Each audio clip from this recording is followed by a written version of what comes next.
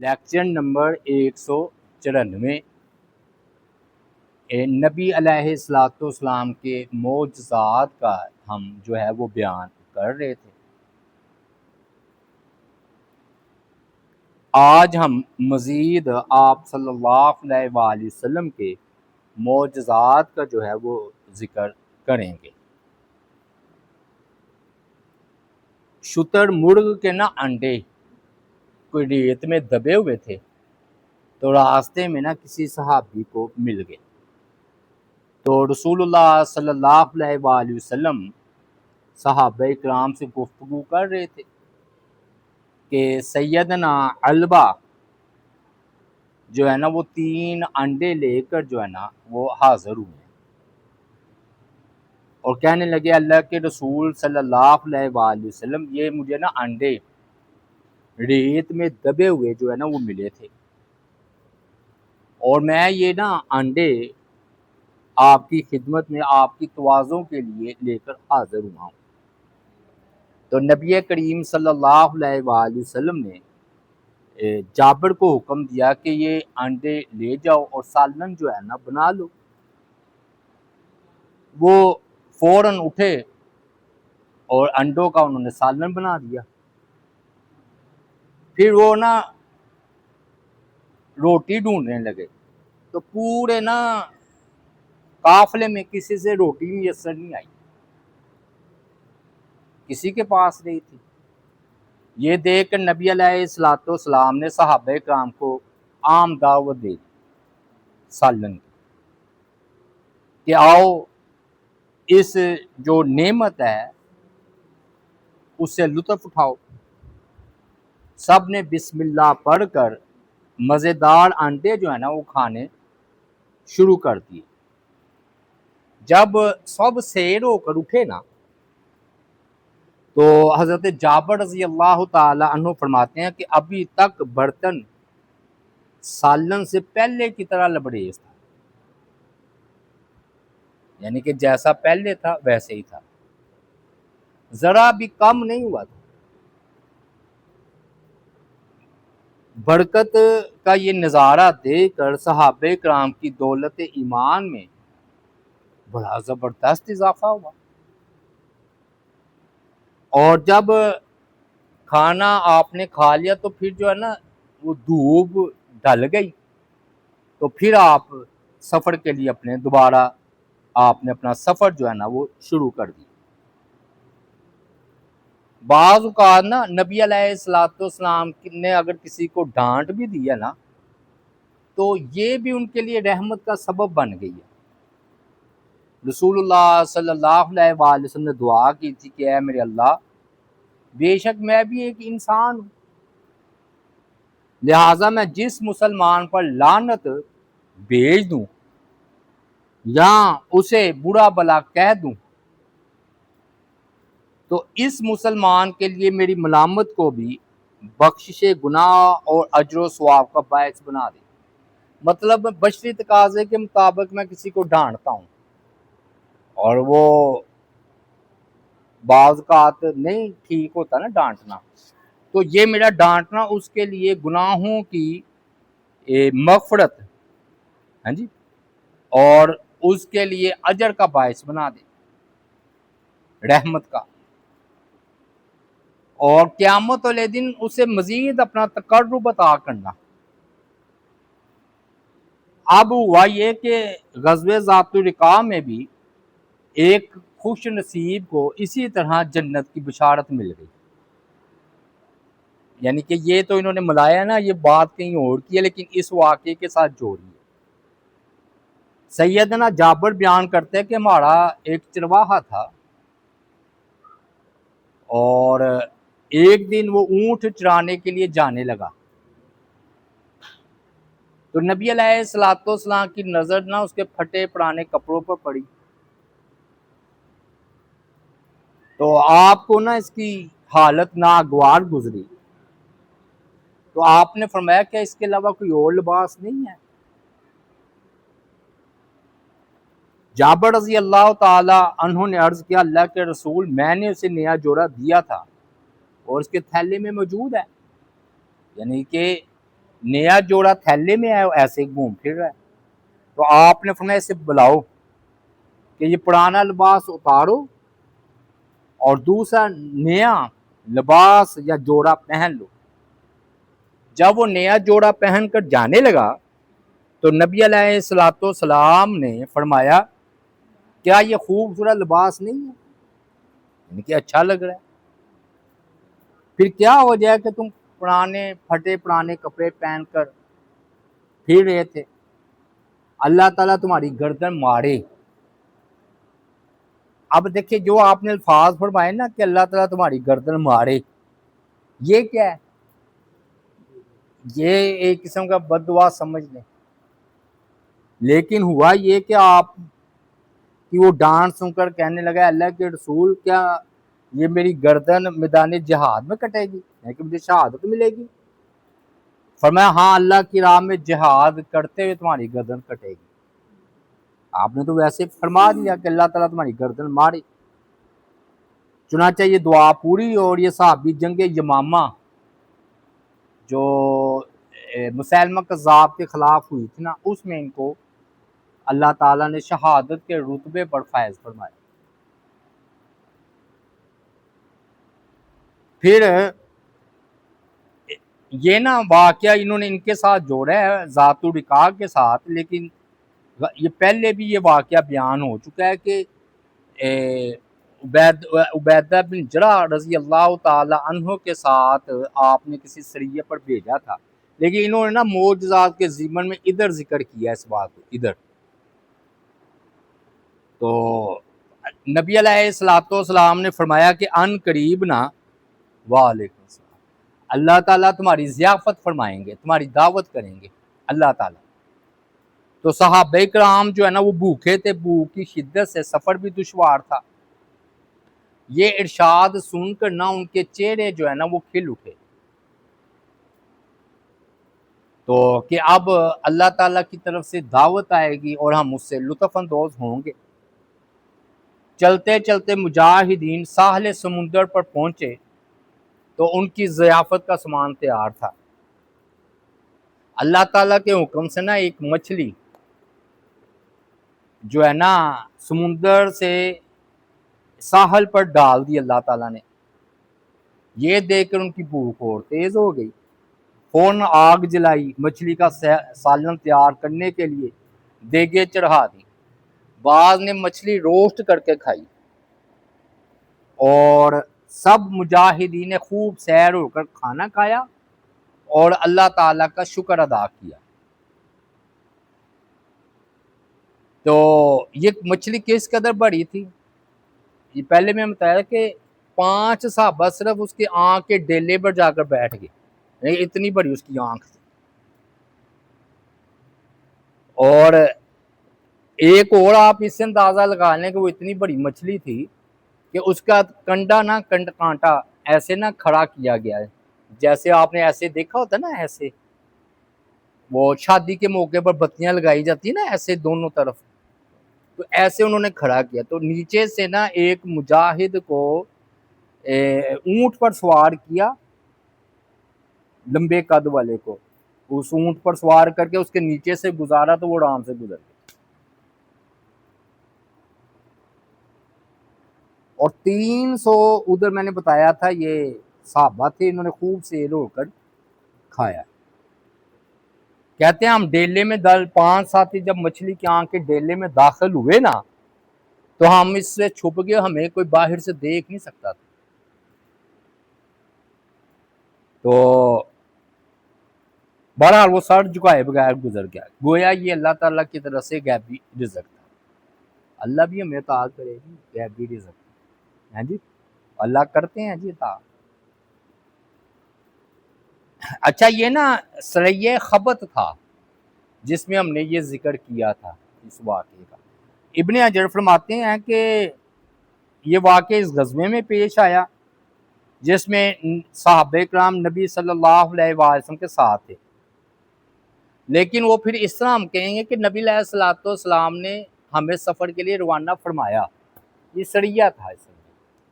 تو بہرحال ادھر ہم نے یہ بات بیان کر دی تھی۔ اب ایک اور بڑا زبردست جو بڑا مشہور واقعہ ہے، آپ نے بھی شاید سنا ہوگا، وہ بھی اسی غزوے میں پیش آیا، کیونکہ ہماری یہ سیرت اس انداز میں چل رہی کہ ہر کوئی نا واقعہ اپنے اپنے جیسے موتی نہیں پروئے ہوتے ہیں، ترتیب کے ساتھ آتا چلا جاتا۔ ذات الرقاع میں نا نبی علیہ السلام کے ساتھ کفار کے ایک نا باغ سے گزرے، وہاں ایک خوبصورت نوجوان عورت ملی، اسے قیدی بنا لیا گیا۔ خاوند کو نا، وہ جو اس کا خاوند کافر تھا، اس کو اپنی عورت سے بڑی محبت تھی۔ اس وقت وہ اپنے گھر میں موجود نہیں تھا جب صحابہ نے اس عورت کو قیدی کیا۔ جب وہ واپس آیا تو اسے علم ہوا کہ صحابہ کرام نے یا مسلمانوں نے اس کی بیوی کو قید کر لیا، تو اسے شدید غم ہوا۔ تو اس نے قسم کھائی کہ وہ مسلمانوں سے اس کا بدلہ لے گا۔ اب وہ اپنی بیوی کو آزاد کرا کے رہے گا، چاہے اس کو خون بہانا پڑے یا میں ہی قتل ہو جاؤں، اتنی محبت تھی اپنی بیوی سے۔ غصے انتقام کی آگ بجھانے کے لیے مسلمانوں کے طاقوں میں اکیلے نکل گیا۔ غصے میں آؤتے انسان۔ دوران سفر میں نا تیز آندھی چل پڑی۔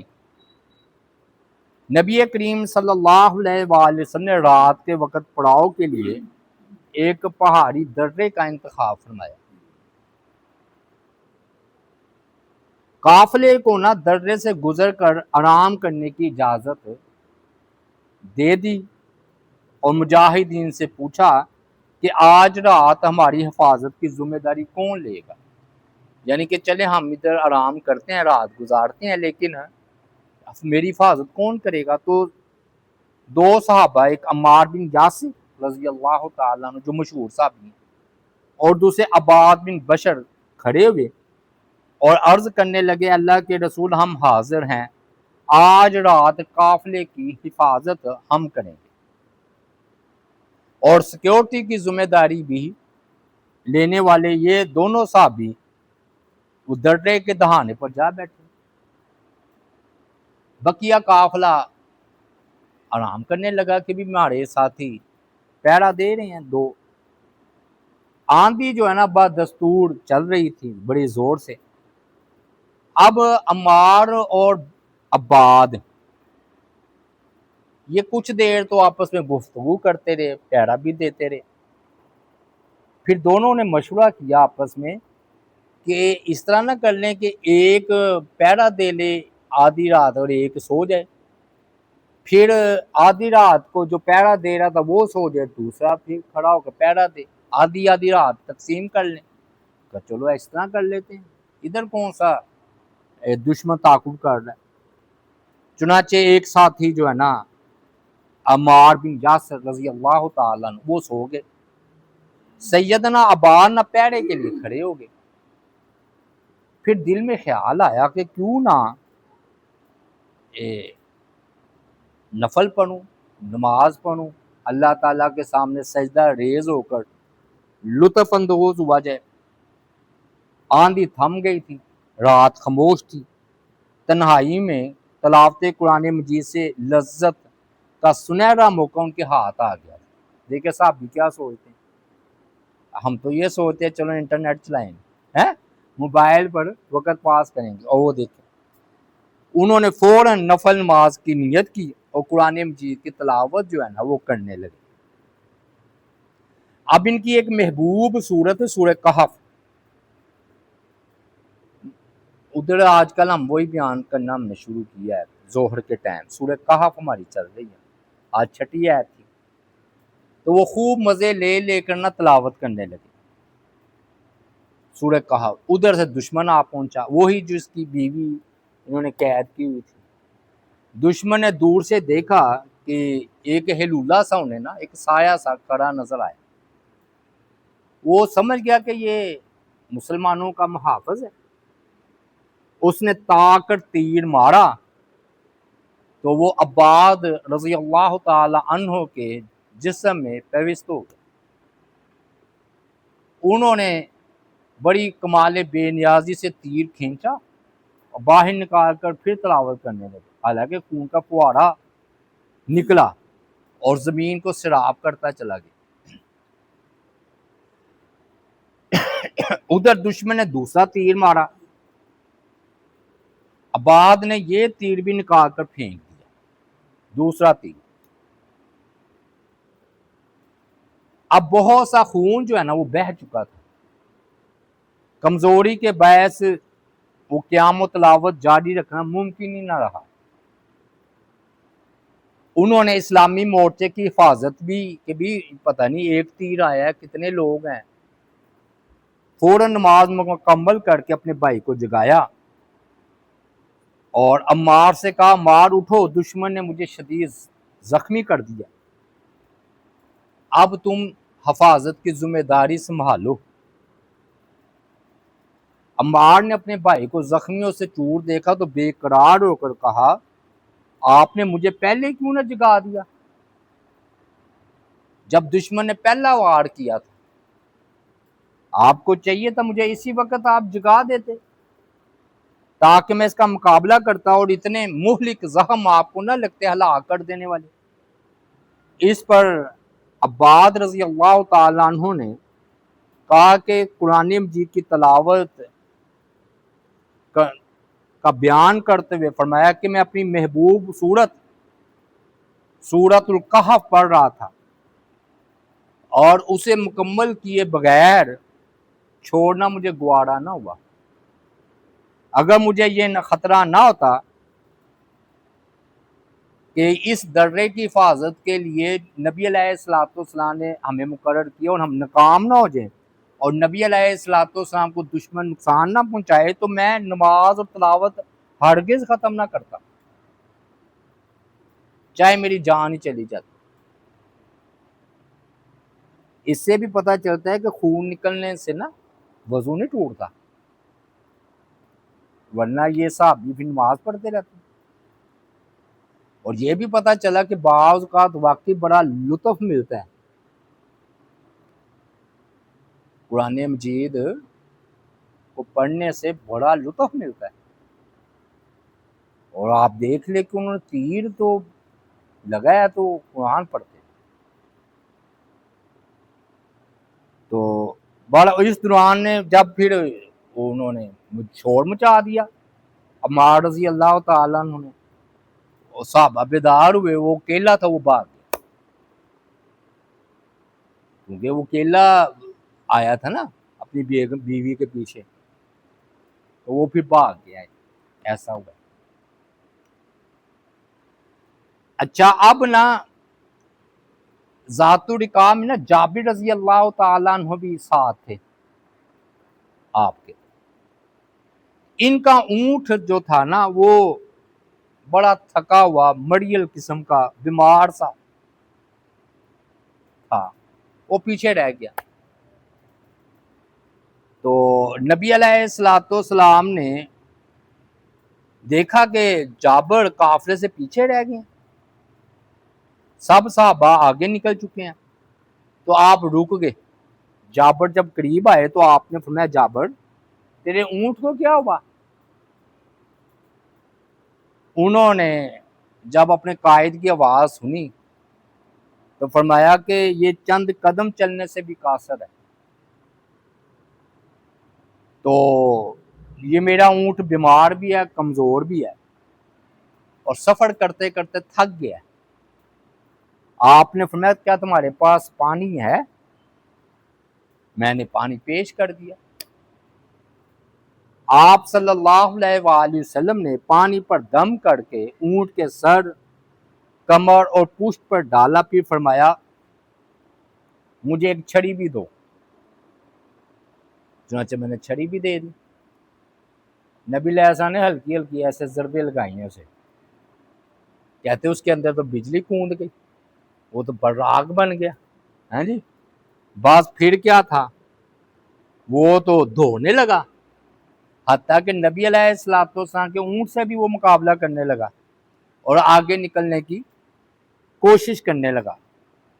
اور جابر کہتے ہیں ہم اس کو بڑی مشکل سے روک رہے تھے تاکہ رک جائے، اتنا وہ پھرتیلا ہو گیا آپ کی دعا معجزہ برکت سے. تو نبی علیہ السلام دیکھ کر مسکرائے اونٹ کو.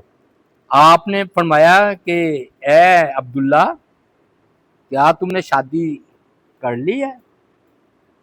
میں نے عرض کیا جی ہاں اللہ کے رسول میں نے شادی کر لی ہے، اس لیے تو میں جلدی گھر پہنچنا چاہتا ہوں کہ بیوی سے ملوں. آپ نے پوچھا کنواری لڑکی سے کی ہے یا بیوہ سے، یعنی کہ شوہر دیدہ سے؟ تو میں نے عرض کیا کہ بیوہ خاتون سے شادی کی ہے.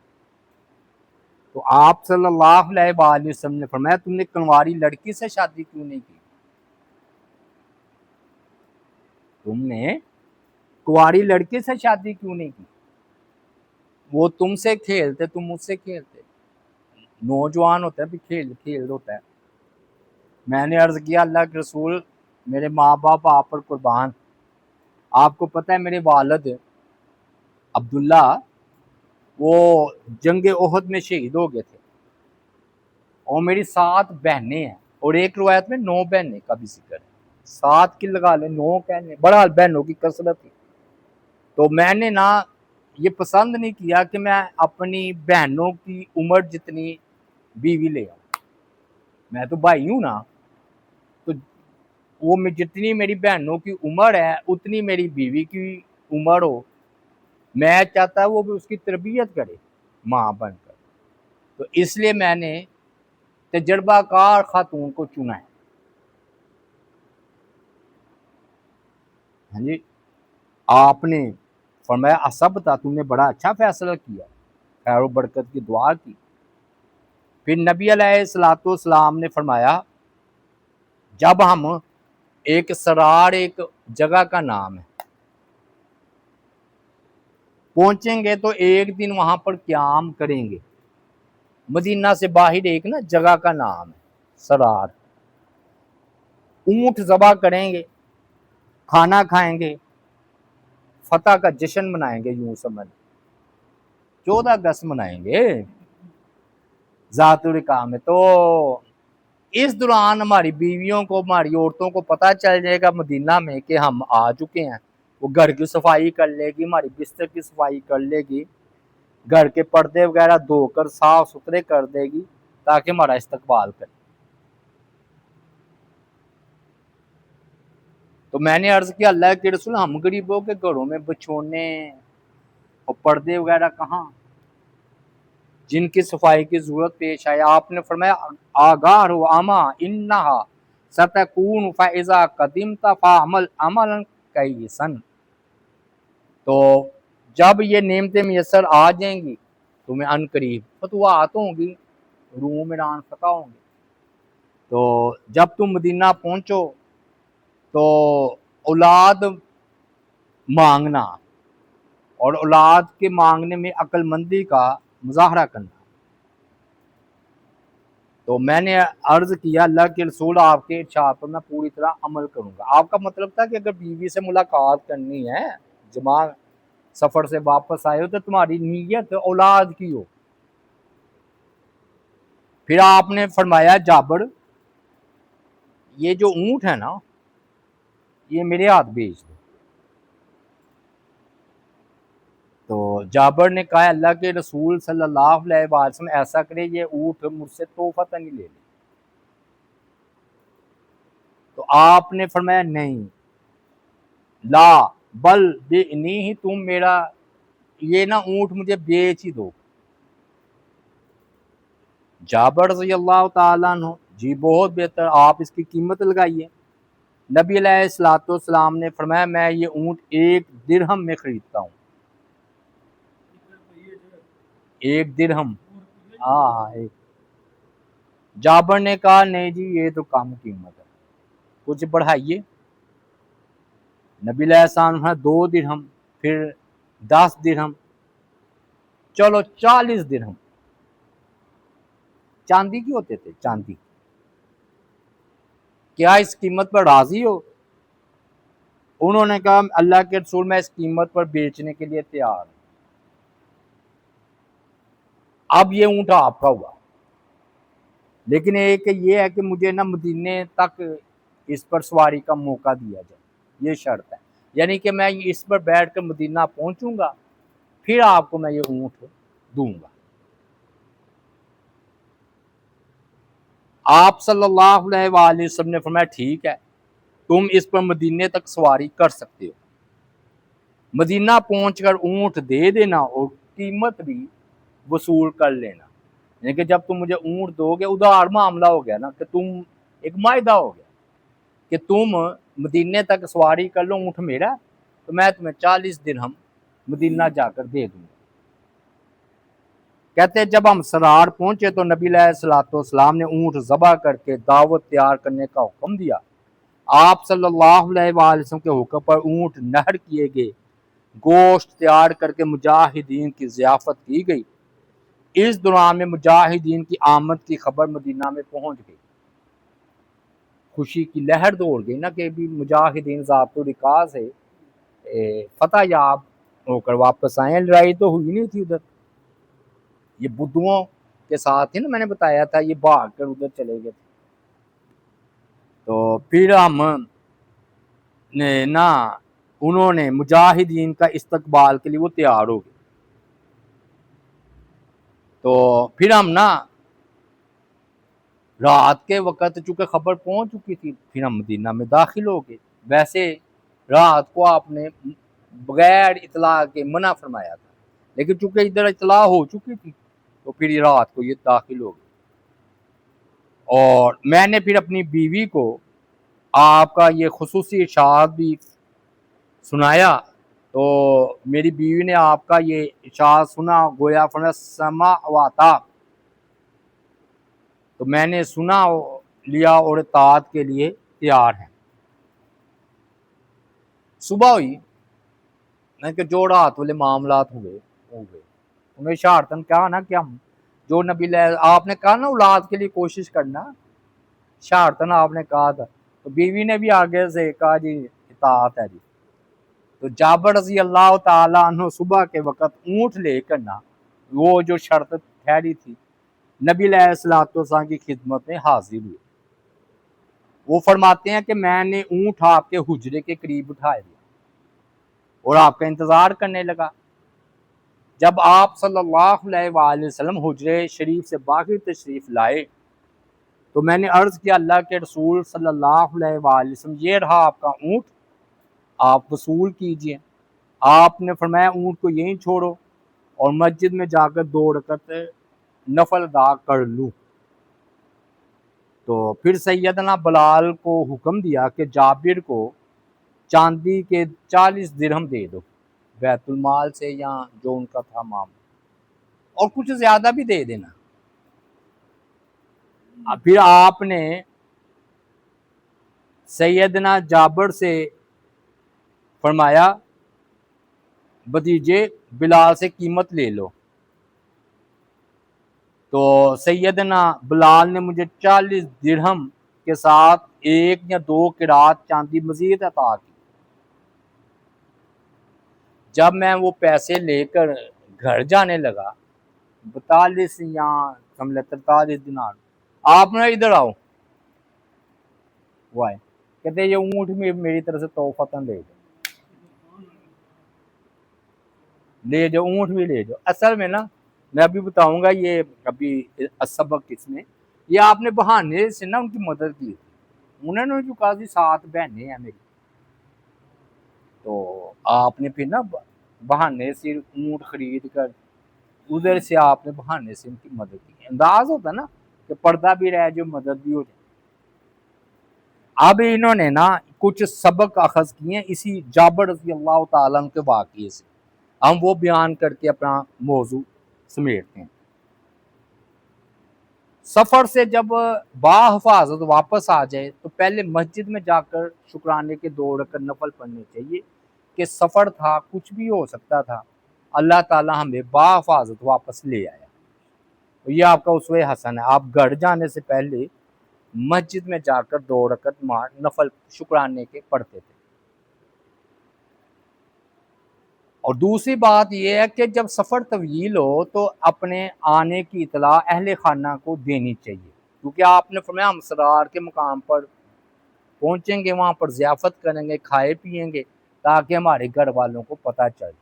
ہمارے ہاں جو مغربی ماحول چل پڑا نا سرپرائز کا، کہ اچانک دھمکنا، وہ کیا کہتے ہیں، وہ آپ نے سنا ہوگا، وہ ایک بندہ کراچی سے آیا جی ہمارے کزن کے ہاں، تو رات کے 2 بجے دروازہ کھٹکھٹا رہا ہے، وہ ڈر گئے بیچارے، کون آ گیا ہے؟ دروازہ کھولا تو جی سرپرائز میں آ گیا ہوں جی کراچی سے۔